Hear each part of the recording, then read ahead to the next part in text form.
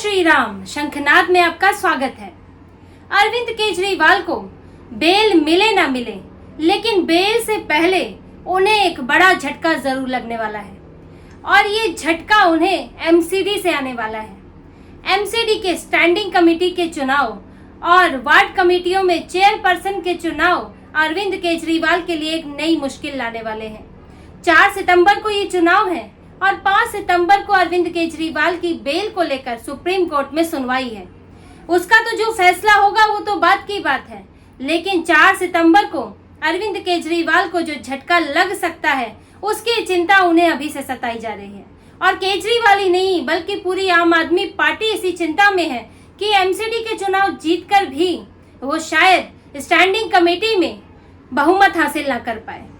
वो सभी वार्ड में अपने या कहें ज्यादातर वार्ड में अपने चेयरपर्सन, अपने डिप्टी चेयरपर्सन नियुक्त ना कर पाए, जबकि एमसीडी का चुनाव आम आदमी पार्टी ने जीता था और बीजेपी के मुकाबले उसकी 134 सीटें आई थी और बीजेपी की 104 सीटें आई थी।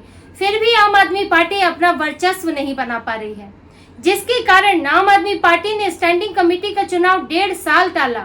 1.5 साल पहले एमसीडी के चुनाव हो चुके हैं और स्टैंडिंग कमेटी जैसी महत्वपूर्ण कमेटी का चुनाव 1.5 साल टालने के बावजूद, कांग्रेस से समर्थन की गुहार लगाने के बावजूद आम आदमी पार्टी लगता है अब सफल नहीं होने वाली है, क्योंकि स्टैंडिंग कमेटी का पूरा समीकरण अब बन गया है और इस समीकरण में थोड़े बहुत फेरबदल हुए भी तो भी आम आदमी पार्टी बराबरी पर होगी। वो बहुमत हासिल करना उसके लिए बड़ा ही मुश्किल काम है। पहले आप थोड़ा स्टैंडिंग कमेटी के बारे में सुन लीजिए, क्योंकि ये क्यों इसके लिए दोनों पार्टियां लड़ रही हैं और क्यों ये इतनी महत्वपूर्ण है और इसमें अब आम आदमी पार्टी के लिए कैसे मुश्किलें आने वाली है, कैसे ये चुनौती बनने वाली है। स्टैंडिंग कमेटी एमसीडी की एक ऐसी कमेटी होती है तो जो बड़े बजट को लेकर फैसले करती है, जैसे 5 करोड़ से ऊपर के बजट को स्टैंडिंग कमेटी ही 5 करोड़ से ज्यादा के कॉन्ट्रैक्ट को मंजूरी देती है। इसके अलावा स्टैंडिंग कमेटी अगले वित्त वर्ष के लिए बजट का निर्धारण करती है।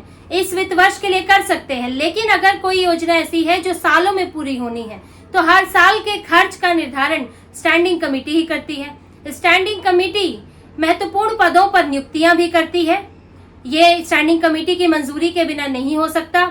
इसके अलावा अगर स्टैंड बजट रिवाइज करना हो, मान लीजिए कि जितना बजट तय किया गया है पूरे साल के अंत के आते आते उस बजट से ज्यादा खर्च हो गया, तो रिवाइज करने का काम भी स्टैंडिंग कमेटी ही करती है। और इसमें जिस पार्टी को बहुमत होता है वो उस पार्टी के लिए आसानी होती है, क्योंकि फैसले उसके समर्थन में ज्यादा होते हैं। इसीलिए आम आदमी पार्टी और बीजेपी, क्योंकि दोनों के वोटों में दोनों ने ठीक ठाक वोट हासिल किए, पार्षद हासिल किए, तो दोनों ही इसके लिए फाइट कर रही है। कांग्रेस के पास 9 पार्षद है, फिर कुछ इंडिपेंडेंट है, तो कांग्रेस और इंडिपेंडेंट तो इसमें कुछ नहीं कर सकते। इसीलिए जो स्टैंडिंग कमेटी की लड़ाई है वो आम आदमी पार्टी और बीजेपी में है और जब से चुनाव हुए तब से ये लड़ाई चल रही है। अब आपको बताते हैं कि स्टैंडिंग कमेटी का चुनाव कैसे होता है और अब जो 4 सितंबर को चुनाव होने वाले हैं उसमें कौन से चुनाव होने हैं। 4 सितंबर को 2 चुनाव होने हैं। एक है जो वार्ड कमेटी, हर जोन की एक वार्ड कमेटी होती है, तो 12 जोन है एमसीडी में, उनकी 12 वार्ड कमेटी है। हर वार्ड कमेटी के चेयरपर्सन और डिप्टी चेयरपर्सन का चुनाव होना है और जो ये चेयरपर्सन होते हैं उन्हें मिनी मेयर भी कहा जाता है।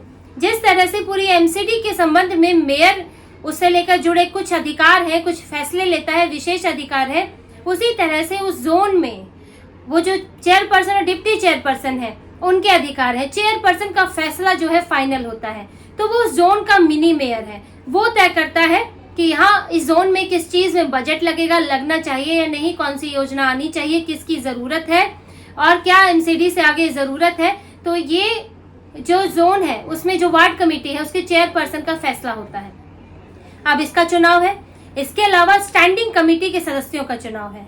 अब जो 12 वार्ड है जिनके चेयरपर्सन और डिप्टी चेयरपर्सन चुने जाने हैं, ये 12 वार्ड स्टैंडिंग कमेटी के लिए एक सदस्य चुनते हैं, वोटिंग होती है और 12 वार्ड से 12 सदस्य आते हैं। अब स्टैंडिंग कमेटी में कुल मिलाकर 18 सदस्य होते हैं, तो 12 सदस्य 12 वार्ड कमेटी से आते हैं। अब ये जो 4 तारीख को चुनाव होगा इसमें जो वार्ड कमेटी है उससे स्टैंडिंग कमेटी के लिए 12 लोग चुन लिए जाएंगे। अब 18 में से 12 यहाँ से चुन लिए जाएंगे, बचेंगे 6। अब वो 6 कैसे चुने जाते हैं? उनका चुनाव यहाँ से नहीं होता, वो सीधे सदन से चुने जाते हैं। पार्षद उनके लिए वोटिंग करते हैं और ये जो 6 सदस्य हैं इनका चुनाव पहले हो चुका है। 6 के 6 सदस्य चुन लिए गए थे, 3 आम आदमी पार्टी से और 3 बीजेपी से। हालांकि बीजेपी के पास सिर्फ 2 सदस्यों को चुनने की ही उसके पास क्षमता थी, इतने पार्षद थे 104, और आम आदमी पार्टी के पास 3। लेकिन दोनों ने अपना एक्स्ट्रा कैंडिडेट खड़ा किया था जिससे बीजेपी जीत गई और उसमें क्रॉस वोटिंग हुई। कांग्रेस के पार्षदों ने बीजेपी को वोट दिया था। लेकिन इसमें बदलाव ये है कि बीजेपी के 3 सदस्य चुने गए थे एमसीडी के पार्षदों से, उन्होंने वोटिंग की थी। उनमें से एक कमलजीत सहरावत, उन्होंने सांसदी का चुनाव लड़ा और वो सांसद बन गई। अब एक सीट खाली हो गई, यानी कि अब आम आदमी पार्टी के 3 सदस्य हैं और बीजेपी के 2 सदस्य हैं। अब कुल 5 सदस्य हैं और कमलजीत सहरावत की सीट अभी खाली है। उस पर कब चुनाव होगा ये नहीं कहा जा सकता। अभी ये भी स्पष्टता नहीं है कि कमलजीत सहरावत ने पार्षद के पद से इस्तीफा दे दिया या नहीं, क्योंकि एक टाइम पीरियड होता है, उस दौरान आप सांसद का चुनाव जीत गए हैं लेकिन उस समय में आप पार्षद भी रहते हैं, आपको एक समय मिलता है, उस समय में आप इस्तीफा देते हैं। तो कमलजीत सहरावत ने इस्तीफा दिया है या नहीं अभी इसकी स्पष्टता नहीं है, और अगर दिया है तो उसका चुनाव कब होगा, क्योंकि वो एक सीट है, उसमें संभावना है कि आम आदमी पार्टी जीत सकती है क्योंकि उसके पास ज्यादा पार्षद है। लेकिन अब बात है स्टैंडिंग कमेटी की। स्टैंडिंग कमेटी के 12 सदस्य, अब वही जो है सारे समीकरण उसके लिए बन रहे हैं, क्योंकि 12 जोन है, 12 जोन की 12 वार्ड समितियां हैं, तो सब ये चाहते हैं, दोनों पार्टियां चाहती हैं कि ज्यादा से ज्यादा वहां से सीटें खींच ले, वहां से सदस्य खींच लें। लेकिन उसमें अभी हाल के दिनों में एक बड़ा बदलाव हुआ है। बीजेपी को 12 वार्ड समितियों में से 7 में बहुमत हासिल हो गया है और आम आदमी पार्टी के पास सिर्फ 5 वार्ड समितियां हैं। ये हुआ कैसे? बीजेपी के पास पहले सिर्फ 5 वार्ड समितियों में बहुमत था, तो आम आदमी पार्टी का पलड़ा भारी था। लेकिन आम आदमी पार्टी के 4 पार्षद हाल में बीजेपी में शामिल हुए हैं। 5 शामिल हुए थे लेकिन एक वापस आ गए, नरेला जोन के पार्षद थे, तो अब 4 पार्षद बीजेपी में है, जिससे समीकरण बदल गए। और कहां बदले? सेंट्रल जोन में। सेंट्रल जोन में बीजेपी के पास इस वक्त 3 आम आदमी पार्टी के पार्षद आ गए हैं, तो 15 पार्षद हैं, और आम आदमी पार्टी के पास 10 पार्षद हो गए हैं, कांग्रेस के 2 पार्षद हैं। अगर कांग्रेस और आम आदमी पार्टी मिल भी जाते हैं तो भी आम आदमी पार्टी के 12 बनेंगे और बीजेपी के 15 होंगे, तो यहाँ सेंट्रल जोन में बीजेपी को बहुमत है। इस तरह से नरेला में क्या बदला है? नरेला में बीजेपी के पास बहुमत नहीं था, लेकिन आज बीजेपी के पास 11 पार्षद हैं और आम आदमी पार्टी के पास 9 पार्षद हैं। आम आदमी पार्टी के 1 पार्षद बीजेपी में चले गए हैं और बीजेपी ने यहाँ से एल्डरमैन भी नियुक्त किए हुए थे, सेंट्रल जोन से भी एल्डरमैन नियुक्त किए हुए थे, जिसकी वजह से यहाँ पर दोनों जगह बीजेपी बहुमत में दिख रही है।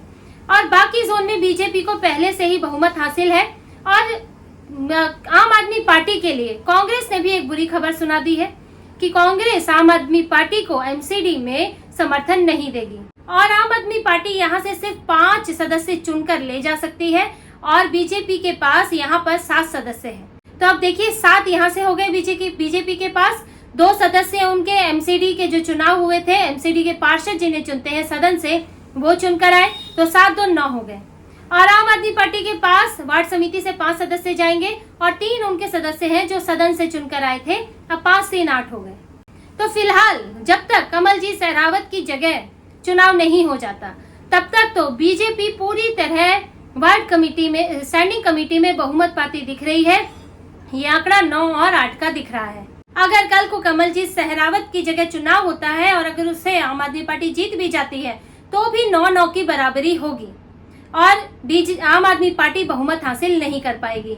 लेकिन अब इससे आगे क्या होगा? आगे अब देखिए स्टैंडिंग कमेटी के भी चेयरपर्सन, अध्यक्ष चुने जाते हैं और डिप्टी चेयरपर्सन भी चुने जाते हैं। उनका वोटिंग से चुनाव होता है। स्टैंडिंग कमेटी में जिसका बहुमत होगा उसका ही चेयरपर्सन चुना जाएगा। अगर स्टैंडिंग कमेटी के सिर्फ 17 सदस्य रखे जाते हैं, 1 सदस्य नहीं है, तो बीजेपी बहुमत में रहेगी तो अध्यक्ष भी उसका ही बनेगा। लेकिन अगर बहुमत नहीं होता है, दोनों बराबरी पर होते हैं, तो उसके लिए दूसरा सिस्टम निकाला जा सकता है, लॉटरी सिस्टम हो सकता है या कोई और तरीका अपनाया जा सकता है, मेयर कोई फैसला ले सकते हैं, वो आगे की बात है। लेकिन इस वक्त बीजेपी का पलड़ा ज्यादा भारी दिख रहा है दोनों ही स्थितियों में। और वार्ड कमेटियों में जो चेयरपर्सन और डिप्टी चेयरपर्सन का चुनाव होगा उसमें बीजेपी ने 2 वार्ड छोड़कर, 2 जोन छोड़कर बाकी सब के लिए यानी 10 जोन के लिए अपने चेयरपर्सन और डिप्टी चेयरपर्सन खड़े किए हैं। वहां भी बीजेपी को कम से कम 7 जगह इस बात की उम्मीद है कि उसके चेयरपर्सन और डिप्टी चेयरपर्सन चुने जाएंगे और आम आदमी पार्टी को इसकी उम्मीद बहुत कम है। उसके पास 5 में बहुमत है। वहां भी अगर, क्योंकि चेयरपर्सन का चुनाव है, हो सकता है कि वहां भी कुछ खेल हो जाए और क्रॉस वोटिंग हो जाए, ये भी नहीं कहा जा सकता। और आम आदमी पार्टी ने देखिए इसी डर के कारण ये जो चुनाव है उन्हें देरी कराने की कोशिश की थी। आम आदमी पार्टी के 2 पार्षद हाईकोर्ट पहुंचे थे कि नामांकन के लिए 1 ही दिन का समय है, हम नहीं पहुंच सकते हैं, तो चुनाव को थोड़ा देरी से किया जाए। वो देरी क्यों चाहते थे? क्योंकि देखिए कुछ दिनों पहले आम आदमी पार्टी के 5 पार्षद बीजेपी में गए थे।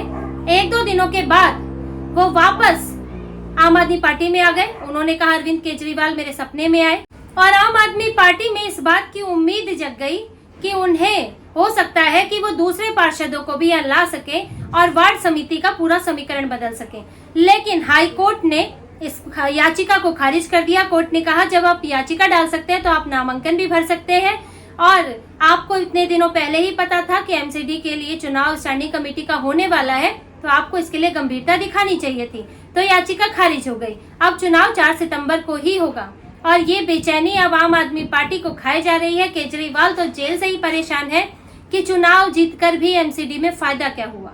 स्टैंडिंग कमेटी जैसी महत्वपूर्ण समिति में वो बहुमत हासिल नहीं कर पाए और ये बड़ा झटका है आम आदमी पार्टी के लिए। लाख कोशिशों के बाद भी वो इसमें सफल नहीं हो पाए हैं। अब 4 सितंबर को चुनाव होगा और वहां पर कहां से चेयरमैन, डिप्टी चेयरमैन सब चुने जाते हैं वो तो उसी दिन पता चलेगा। और आगे क्या होने वाला है, चुनाव के जो नतीजे हैं उसके बाद जो कमलजीत सहरावत की सीट है उस पर कब तक चुनाव होता है ये तो आगे तय होगा। लेकिन आम आदमी पार्टी की स्टैंडिंग कमेटी में बहुमत की उम्मीदें अब धूमिल हो गई हैं। तो इसी तरह की खबरें और विश्लेषण आपके लिए लाते रहेंगे। हमसे जुड़े रहिए, सब्सक्राइब कीजिए, कमेंट कीजिए। बहुत बहुत धन्यवाद। जय श्री राम।